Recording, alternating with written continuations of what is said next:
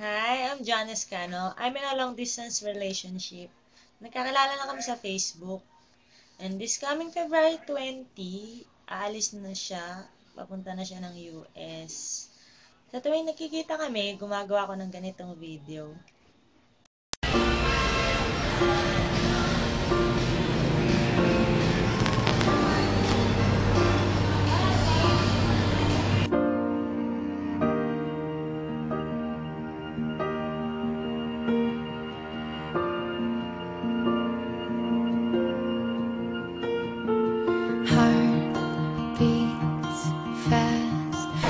Okay na yan.